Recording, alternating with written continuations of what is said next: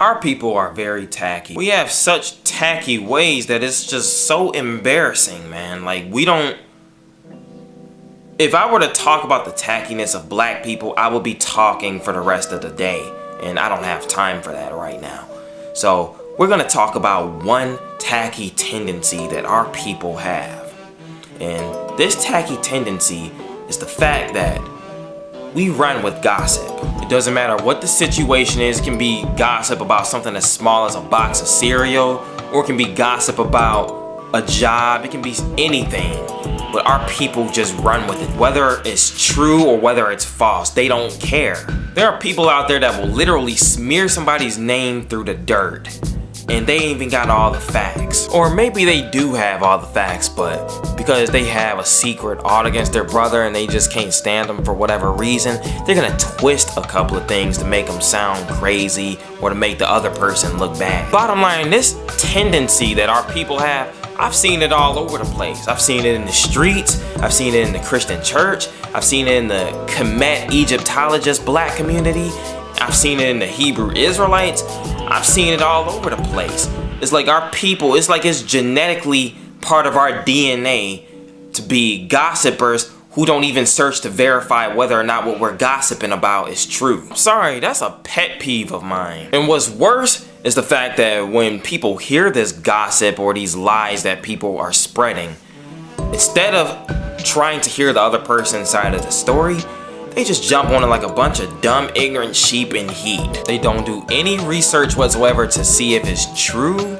They just fall for it, you know? All they gotta do is just hear somebody say somebody's name, followed by the gossip, and they just jump on it. And so it's like, the guy who nobody came to hear his side of the story, he wakes up and he goes to work, and all his co-workers is looking at him like he crazy.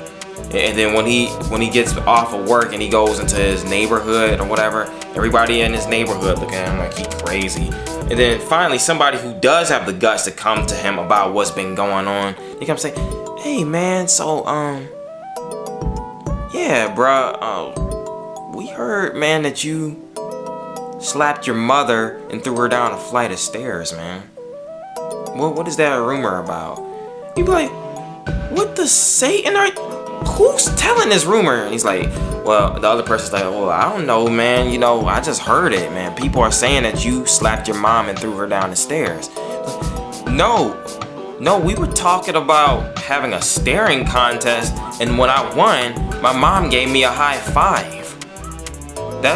I didn't slap my mom. She gave me a high five and we were having a staring contest. Nobody said anything about throwing nobody down the stairs. I don't know who the heck is spreading this rumor, but it's lies. The thing that cracks me up is the fact too that sometimes you get people that are supposed to be in positions of authority who will fall for these lies and rumors, and they'll start spreading it via social media or via YouTube or via church or wherever the heck their people are that they're supposed to be exercising leadership over. They'll spread it to these people like it's gospel when they haven't even done any research to verify whether or not it's true. And it's like what they fail to realize is that makes you an unreliable source. It's like nobody can rely on you to actually deliver the facts. All you're gonna do is just deliver your one-sided biased opinion on something. Here's a code of conduct that our people should begin to start exercising. Don't speak on anything that you don't have all the facts on. Bottom line. And when you go to speak on something, when you do have all the facts, make sure what you're telling is the truth, and make sure you're not adding or taking away and trying to change things up and twist it to make it sound different than it really is. Because in the long run, you just make yourself look foolish. Now, to close this out, I got a scripture about this, especially for those who claim to be Israelites descended from our great forefather Jacob, Yisrael. I got a scripture for y'all right quick. Deuteronomy chapter 1, verse 17.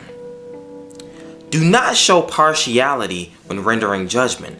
Listen to the small and the great alike.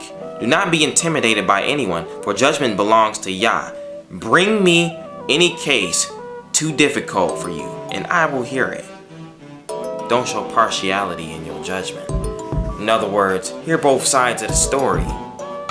And just because you might have an ought against the brother that the person is spreading gossip about, if you have an ought against that person, you should still exercise honorability and search for the truth.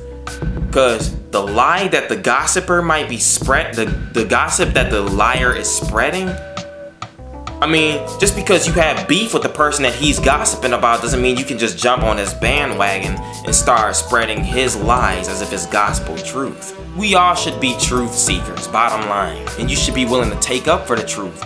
Even if the truth is the person that you don't like, the person that you have beef with, didn't do the actual act that he's being accused of. You should have enough honor and integrity to say, well, even though I don't like you, you're not guilty of what the heck this person is accusing you of. Or if you don't have all the facts, say, well, you know what?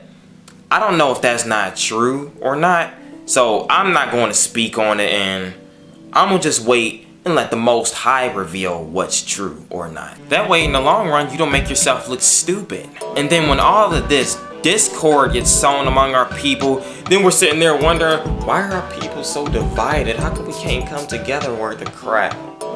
Man, I wish our people would finally exercise some unity. And it's like, are you stupid? Bottom line, exercise some integrity, hear both sides of the story, and shalom.